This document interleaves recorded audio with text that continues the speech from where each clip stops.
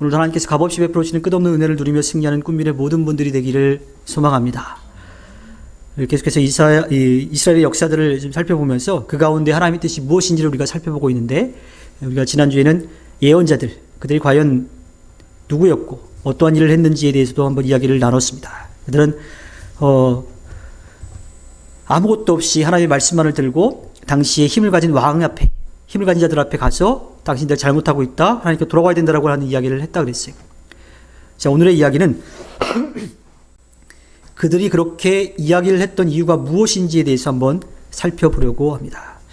하나님께서 예언자들을 통해서 이스라엘의 불의한 모습에 대해 경고를 했음에도 불구하고 하나님에 대한 불순종으로 인해서 결국은 이스라엘은 둘로 나눠지게 되고 각각 싸우다가 결국 멸망하게 되고 말았지요. 가나안 땅에 세우려고 했던 하나님 나라의 모습을 따르지 못하고 자신들의 욕심만을 채우려고 하다가 결국은 실패하고 말았습니다. 나라가 망하자마자 하루충들, 그 당시에 인정받지 못했던 그런 사람들은 다 그냥 그 땅에 남아있고, 힘을 가진 사람들은 그곳에 끌려갔어요. 왕과 또 고위 관료들, 사제, 그 귀족들은 굴비처럼 엮여서 전쟁 포로로 그 나라로 끌려가고 말았지요. 고대에 있어서 전쟁의 포로는 최악의 상황이에요. 어떻게 보호해줄 기관이 아무것도 없어. 그나마 보호해줄 나라는 망했고 삶의 터전도 잃어버린 거죠. 그러한 사람들이 다시 희망을 갖고 살아간다고 하는 것은 사실은 꿈도 꿀 수 없는 일입니다. 그런데 이스라엘 사람들은 다시 살아남았어요. 왜? 하나님이 그들 조상들에게 약속해 주셨기 때문에. 물론 그들이 그 약속을 끝까지, 그러니까 계속해서 간직하고 있지는 못했습니다. 나중에서야 그 사실을 깨닫게 되는 거죠. 어떻게 그러한 일이 가능했을까요? 우선 그 위기 상황 가운데 팔을 걷어붙이고 자신에게 주어진 일을 목숨을 걸고 했던 사람들이 있었기 때문입니다. 그들이 바로 우리가 지난주에 이야기했던 예언자들의 노력이었던 거죠. 예언자들은 나라가 멸망하기 전에 하나님을 통해서, 하나님의 말씀을 통해서 하나님이 말씀하신다라고 하면서 그들에게 나라가 멸망할 것에 대해서 이야기했어요. 그러니 빨리 돌이키라고 이야기했죠. 그러나 당시 사람들은 그 이야기를 듣지 않고 돌이키지 않았습니다. 결국 나라는 망하고 나라에 힘을 가졌던 사람들, 주도권을 가졌던 사람들은 포로로 끌려가고 노예 생활을 할 수밖에 없게 된 거죠. 그런데 그 과정 가운데서도 예언자들은 끝까지 자신들의 사명을 놓지 않았어요. 자신들이 해야 될 일을 계속 했던 거죠. 포로기에 활동했던 예언자들은 세 가지의 질문을 던지고 있습니다. 왜 우리가 이 지경이 되었는가? 하나님께서는 과연 살아계시는가? 만약 그렇다면 지금 우리는 무엇을 해야 하는가? 이 세 가지 질문에 대해서 그들은 답을 끄집어내기 시작합니다. 그 질문에 대한 답을 찾기 위해서 그들은 그 전에 하나님께서 자신들의 조상들에게 하셨던 말씀들을 떠올리기 시작한 거예요. 그 세 가지 질문에 대한 답을 신명기에서 찾았습니다. 제가 예전에도 한번 말씀드린 적이 있죠. 신명기적 역사관을 가지고서 그 조상들의 추앙, 부족한 연약한 모습들도 다 들춰냈다고. 거짓없이. 왜? 사람들의 이야기가 아니라, 힘을 가진 사람들의 이야기가 아니라 하나님의 말씀의 이야기, 하나님의 이야기, 또 하나님의 말씀을 따르는 사람들의 이야기이니까 거짓없이 낱낱이 다 고발하기도 했고 기록하기도 했던 거예요. 그래서 이들을 신명기 학파라고 부르고 그들이 가지고 있는 역사관을 신명기 사관이라고 이야기합니다. 신명기는 다시 듣는 토라라고 이야기할 수가 있어요. 하나님께서 이스라엘 백성들에게 주셨던 그 말씀을 다시 해석해내는 거예요.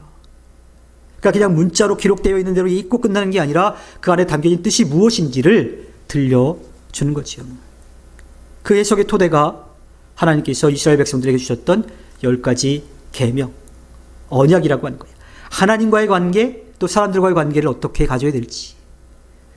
우리가 우리가 십계명에 대한 이야기를 하면서 하나님 사랑과 이웃 사랑이라고 그랬어요. 그러니까 나만 잘 사는 게 아니라 모두가 다 함께 더불어 살아갈 수 있는 나라. 그 나라를 만드는 토대가 바로 그 십계명이었다라고 하는 거죠. 그래서 그 십계명의 토대 아래 하나님의 말씀을 다시 풀어내기 시작합니다. 그전에는 이스라엘이 하나님의 말씀을 어떻게 따르느냐, 그러니까 이게 표면적인 거에 집중을 했다면 이제 하나님께서 그렇게 따를 때에 그들에게 어떻게 해 주실 것이냐라고 하는 약속을 이룰 수 있는 하나님에 대한 이야기로 바뀌어 가지요. 신명기에서는 인간의 실패함에도 불구하고 실패에도 불구하고 하나님이 그 약속을 이루는 이야기가 계속해서 나오고 있어요. 물론 그 하나님의 약속이 거기서 끝나지 않습니다.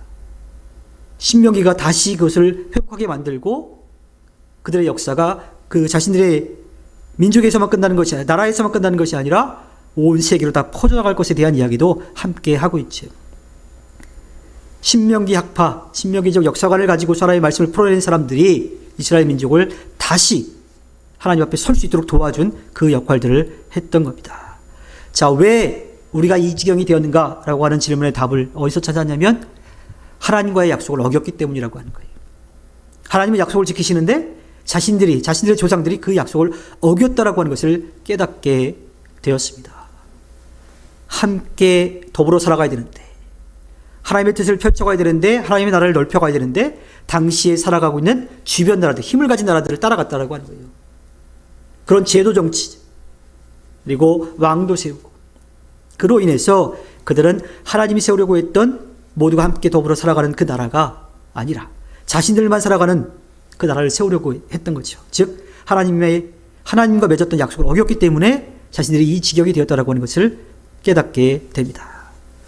그렇다고 하나님은 과연 계시는가라고 하는 질문에 대한 답도 찾았어요. 우리도 때로는 그럴 때가 있죠. 힘들고 어려울 때 왜 하나님 나한테 이러십니까? 하나님 과연 살아계십니까? 하는 그런 질문을 던질 때가 있어요.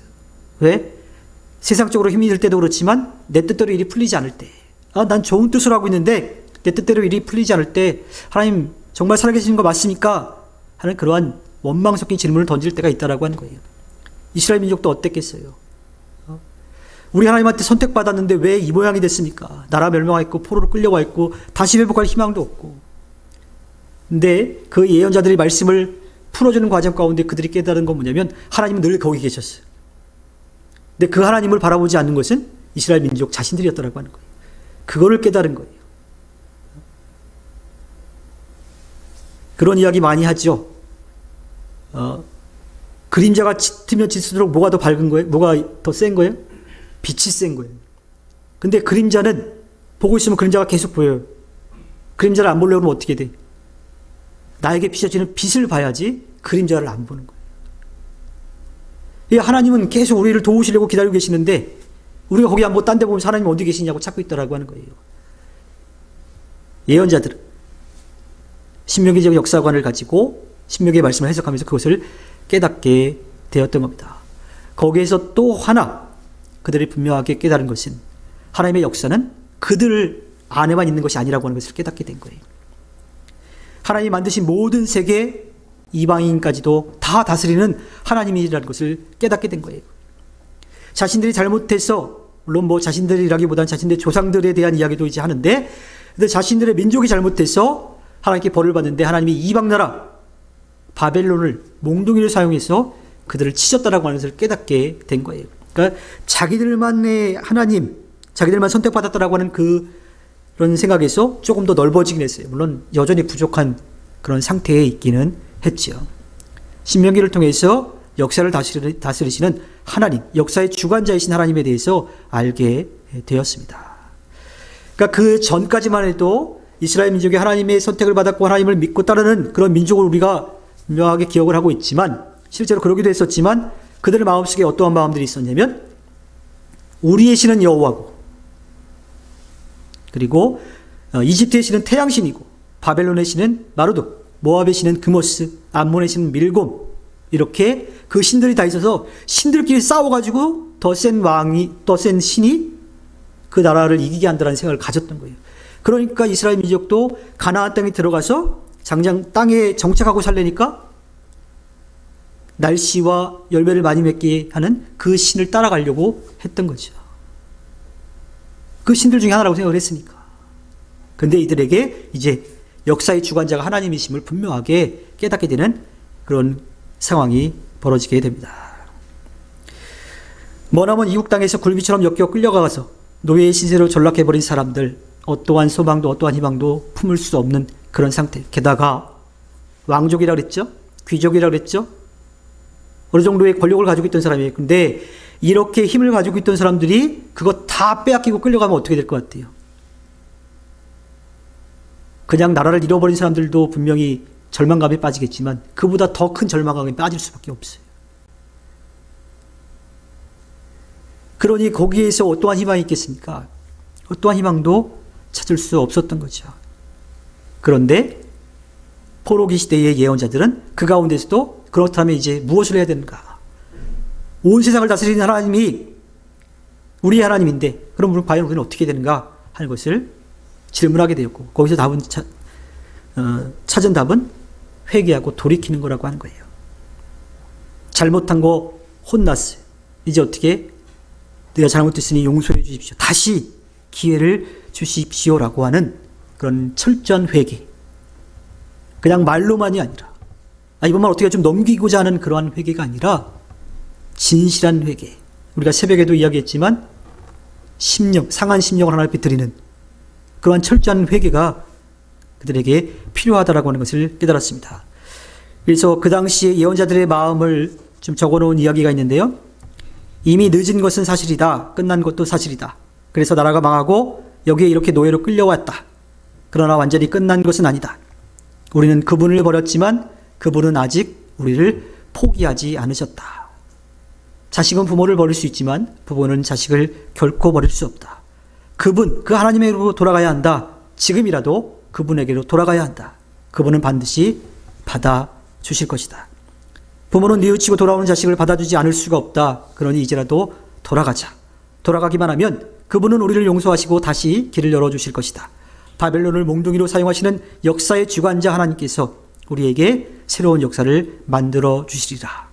하나님께로 돌아가는 데는 늦은 시간이란 없다.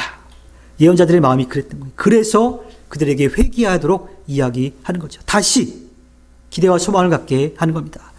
신명기 예언자들의 그 말씀을 들으면서 에스겔 골짜기에 굴러다니던 마른 뼈들이 다시 살아나는 것처럼 그들의 마음속에 하나님을 향한 마음, 또 다시 회복시킬 것이라고 하는 기대와 소망을 갖게 된 거지요. 하나님께로 돌아가는 길은 회개, 그거밖에 없다는 것을 그들은 깨닫게 되었습니다. 그래서 그들은 철저하게 회개했지요. 바벨론 포로로 잡혀갔던 사람들은 이스라엘의 엘리트들이었어요. 절망감도 컸었지만 예언자들이 하나님의 말씀을 풀어줄 때 그 말씀을 받아들인 거예요. 그 말씀의 뜻이 무엇인지를 깨닫기 시작했던 겁니다. 그러니까 자신들의 잘못도 있지만 그 이전의 조상들이 잘못했던 것까지 다 알게 됐어요. 그러니까 하나님의 약속을 믿고 따라가셔야 되는데 그 약속을 깨트렸을 때 그들이 벌을 받았다는 것을 알게 된 거예요. 그러니까 그 조상들의 죄까지도 그들은 기억을 하고 또 자신들의 죄, 또 이런 죄를 짓지 않게 하겠다라고 하는 결단도 같이 한 거예요. 그래서 그들이 했던 회개 운동을 뭐라고 이야기하냐면 역사적인 회개 운동이라고 그렇게 이야기합니다. 지나갔던 것들도 그 잘못된 모습들도 그들이 철저하게 회개하기 시작했던 거예요. 그래서 그 조상들의 흔적들을 다 잘못했던 것들을 다 이제 모으기 시작하니까 이야기들이 만들어지죠. 그래서 우리에게 들려지는 그 이야기가 여호수아, 사사기, 사무엘기, 열왕기 이 이야기들이에요. 그러니까 이 책들을 우리는 신명기적 역사서라고 이야기를 합니다. 지난번에 사무엘을 이야기하면서 다윗 왕에 대한 이야기를 했었죠. 솔로몬에 대한 이야기도 하면서 제가 그런 말씀을 드렸죠. 어느 나라 어느 시대의 왕들의 역사 기록에는요 잘못하고 기록하는 역사들이 없어요. 치부를 완전히 다 드러냈어요. 그냥 다. 왜냐하면 사람들이 보는 관점, 힘을 가진 사람들이 보는 것으로 기록된 것이 아니라 하나님의 관점으로 자신들의 조상들이 잘못한 게 무엇이 있는지를 철저하게 다 조사하니까 그것도 다 기록할 수밖에 없었던 거예요. 물론 잘한 것도 있죠. 근데 잘못한 것도 빼놓지 않고 다 기록했다라고 하는 겁니다. 그런 신명기 역사서에만 이스라엘의 조상들의 부끄러운 일들이 기록되어 있는 것이 아닙니다. 모세오경이라고 일컬어지는 창세기, 출애굽기, 레위기, 민수기, 신명기에도 그 조상들이 어떤 잘못을 했는지를 그들은 알게 되었어요. 그 중에 가장 굵직하게 이야기할 수 있는 것이 유다와 다말의 이야기인 거죠. 시아버지와 며느리의 그런 관계. 또 우린 야곱에 대해서도 좋은 이야기를 많이 하는데 야곱의 이 편애로 인해서 이 이삭의 이 편애로 인해서 야곱이 그렇게 살아갔던 것들, 또 그 야곱이 그 이름처럼 그렇게 이런 표현이 좀 그렇긴 하지만 다른 사람 등쳐먹고 사는 그런 모습까지도 철저하게 다 빼놓지 않고 기록하고 있는 겁니다. 바벨론 강가에서 포로 생활을 하던 이스라엘 사람들은 그 이야기들을 다 듣고 그 이야기가 어떤 건지 깨달았어요. 왜냐하면 자기 조상들의 이야기거든요. 또 자기들에게도 그런 모습이 있는 것을 알았기 때문에 철저하게 회개했습니다. 그리고 눈물로 회개한 바벨론 포로들은 비로소 자신들에 대한 이해를 하기 시작했습니다. 그들은 그 조상들에 의해서 하나님의 약속을 받은 민족이라고 하는 거예요. 물론 그들만은 아니지만 그들이 하나님의 약속의 자녀라고 하는 것을 깨닫게 되고 그 신앙을 다시 세워가기 시작합니다. 그 과정을 통해서 모세오경과 예언서들이 기록되어지고 그런 신명기적 역사관들이 세워지게 됐던 거죠. 철저하게 회개하고 눈물로 참회록을 써놓고 율법서와 예언서들을 편집해 놓은 바벨론 포로들은 그 다음에 실천운동을 하기 시작해요. 이것만 모아놓기만 하면 돼야 안 돼요. 이게 읽혀져야 돼. 그 이야기를 듣지 못한 사람들, 그들에게 읽혀져야 되는 거예요. 그래서 그 기록을 가지고 가르치기 시작합니다. 하나님 말씀대로 살아보겠다라고 하는 철저한 회개운동, 그리고 지금 실천하는 그 운동을 행하기 시작한 거죠. 사실은 우리는 유대인들에 대해서 부정적인 이야기도 많이 하지만 철저하게 하나님의 말씀을 따라 살려고 하는 노력이 그들에게 분명히 있었어요. 그렇기 때문에 돌아올 수 있었어요. 물론 그게 너무 한쪽으로 치우치다 보니까 예수님 시대에 이야기하는 사람들, 외식하는 자, 하나님의 말씀을 따르는 게 아니라 그 말씀의 뜻을 따르는 게 아니라 그 말씀에 기록된 것을 따르려고 다른 것들을 만들어 놓고 그것만 지키려고 했던 그런 외식하는 자가 되기는 했습니다. 하지만 이들이 철저하게 돌아오려고 하는 그런 노력들을 분명히 했던 거죠. 나라도 망하고 성전도 무너졌어요. 포로로 잡혀와 있고 다시 회복될 그런 가능성이 전혀 없었습니다. 그런데 예언자들을 통해서 철저한 회개를 통해서 그들이 다시 돌아갈 수 있는 희망이 생겼어요. 이제 말씀을 가르치는 일이 필요했죠. 그 전에는 레위 지파가 제사장들이 되어서 각 가나안 땅을 나눠 가진 지파들에 가서 그래서 교육자의 역할을 했었는데 이제는 지파들 다 사라져버리고 섞여버렸어요. 그래서 그때는 다시 하나님의 말씀을 기억하고 있고 또 말씀을 깨닫기 시작한 지혜로운 사람들이 나타나기 시작합니다. 그들을 랍비라고 이야기하죠. 그래서 지파 계열이 아닌 하나님의 말씀을 보고 깨닫고 선포하는 지혜로운 사람들이 모이기 시작했어요. 그래서 혈통이 아니라 능력으로 랍비가 되어서 하나님의 말씀을 제대로 가르치기 시작했던 거죠. 그들은 자신들이 왜 이렇게 되었는지 깨닫게 되었고 또 하나님이 살아계시는데 우리 자신들이 돌아보지 못했다는 것도 알게 되었고 그리고 자신들이 이제 회개하고 하나님 말씀대로 살아가야 된다라고 하는 것을 깨닫게 되었습니다. 이렇게 사람들이 돌이키기 시작했을 때 어떠한 역사가 일어났을까요? 하나님이 보여주신 것, 그 일을 이루기 위해서 사람들이 노력하고 나면 그 다음에는 하나님이 풀어가시는 거예요. 하나님이 눈물로 철저하게 회개하는 이스라엘 민족을 다시 받아주신 거죠. 물론 그냥 뚝딱 해주신 것은 아닙니다. 그들이 정말 철저하게 회개하고 돌이킬 수 있는 시간을 주시고 그들이 완전히 돌아설 수 있도록 해 주셨습니다. 그 놀라운 회복의 역사가 오늘의 말씀 가운데 나타나는 거죠. 이사야서 45장 앞부분은요, 하나님께서 고레스 왕에게 하는 이야기예요. 바벨론 왕국은 멸망하고 바사 왕국이 세워졌어요. 그 바사 왕국의 왕이 고레스 왕입니다. 그 고레스 왕에게 하나님이 말씀하신 거 무슨 이야기를 하세요? 이방인에게, 이스라엘 사람들이 보는 입장에서 이방인에게, 고레스 왕에게 하나님이 넌 내가 세웠다. 내가 너를 돌보고 있다. 너를 왕으로 세운 사람이 바로 나다. 나는 이 세상을 만들고 역사를 주관하는 존재이다라고 하나님이 고레스에게 말씀하고 계시는 거예요. 자, 이렇게 이 이방인 왕에게 하나님이 직접 말씀을 해주셔요. 근데 이 말씀을 고레스에게 해주신다고 해서 고레스가 그냥 구원받는 그 역사, 이스라엘 민족은 이제 끝나고 새로운 역사가 시작되느냐? 아니에요. 고레스 왕도 하나님에 대해서 알게 되었지만 그 하나님에 대해서 알게 된 고레스를 통하여서 이스라엘 민족이 다시 시작할 수 있는 기회를 얻는 거예요. 나라 멸망하고 끌려와 있고 다시 회복될 수 있을 것 같은 희망이 전혀 없는 그 상황 가운데 하루아침에 바뀌어버렸어요. 고레스 왕이 하나님의 말씀을 듣고서 그가 칙령을 내리죠. 그 칙령이 세 가지. 유대인은 귀환하여 나라를 재건하라. 성전도 재건해라. 예전에 빼앗아온 성전 기물을 돌려주자. 그리고 귀환과 재건에 필요한 행정적, 재정적 지원을 해줘라. 이게 지금 같으면 좀 가능한 일일지도 몰라요. 조금. 왜냐하면 평화조약이 있을 수도 있고 피해를 가했으면 그에 대한 보상을 해줘야 되니까 나라 망하게 했으니까 그 나라가 다시 설 수 있게끔 해줘야 되는 게 지금은 가능할지 몰라. 근데 이 당시에는 어땠을까요? 나라를 점령한 이유가 뭔데? 땅 차지하고 거기에 나오는 전리품 챙기고 또 노예 데려오고 해야 되는 건데 그걸 다시 다 돌려보내. 거기에다가 예전에 빼앗아온 성전 기물을 돌려주라고 이야기해요. 사실은 고레스 왕이 뺏어온 거 아니거든요. 바벨론 시대 때 뺏어온 거예요.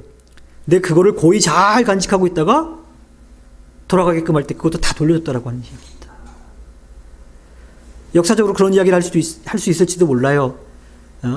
이 바사왕 고레스가 이 이집트와의 견제하기 위해서 그 길목에다가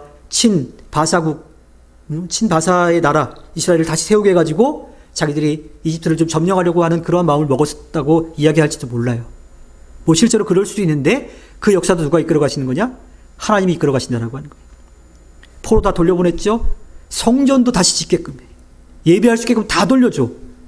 재정적 또 행정적 필요한 거 다 채워주라. 이건 도저히 있을 수가 없는 일이에요. 철저하게 자신들이 잘못한 것을 깨닫고 회개하고 돌이켰을 때 하나님이 그 놀라운 역사를 일으켜 주셨던 겁니다. 단지 정치적인 그런 이유만으로 이스라엘의 귀환이 설명되지가 않아요.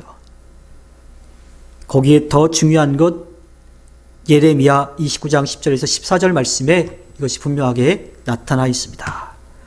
우리 한번 같이 다 읽어볼까요? 12절부터 한번 읽어보겠습니다. 시작. 너희가 나를 부르고 나에게 와서 기도하면 내가 너희의 호소를 들어주겠다.